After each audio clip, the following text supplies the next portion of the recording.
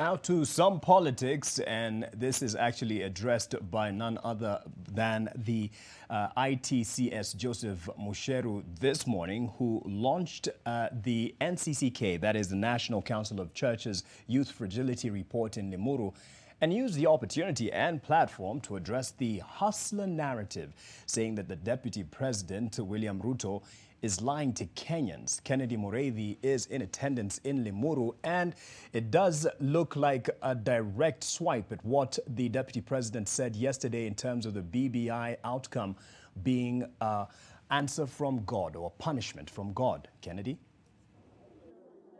Well, a very good afternoon to you, Mark. And when I received an invite to come for this function, I just thought it was going to be one of those functions where the government officials meet the youth and blah, blah, blah.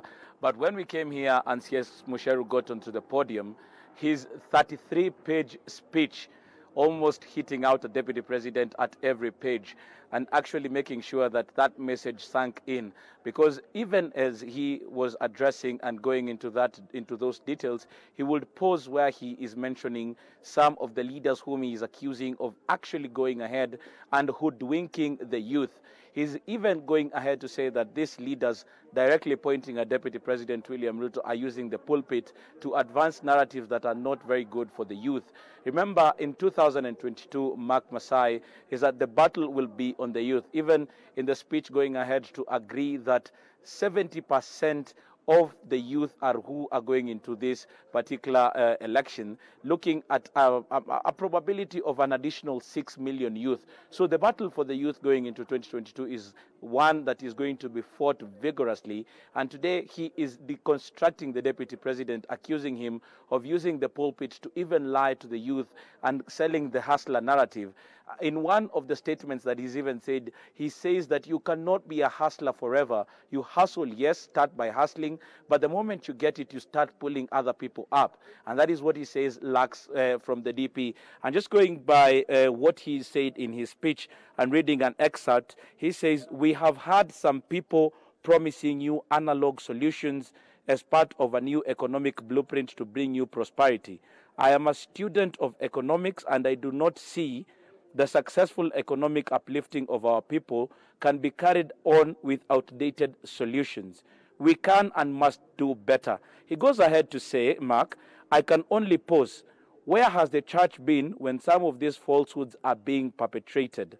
Sometimes from the pulpit by these misleaders." He is calling them misleaders. And this is just a conversation that he is starting. I remember just a few minutes ago, we've had the opportunity of having a press conference with him just to get a clarity on what he has been saying.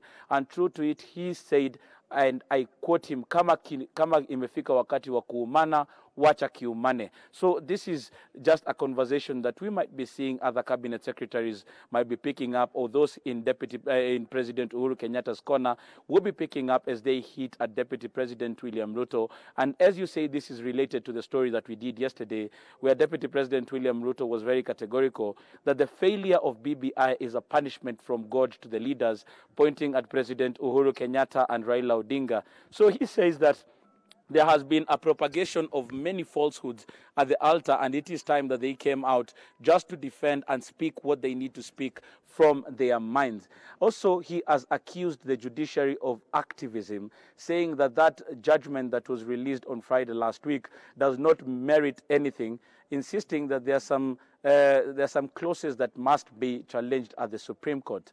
He has gone ahead to say that this time round they will be out there speaking against Deputy President William Ruto and his allies who are seeing this as a victory. So we'll be preparing a better story and a bigger story, capturing what has been said in this particular function as the battle for the souls of the youth continue. Back to you, Mark. Thank you, Kennedy.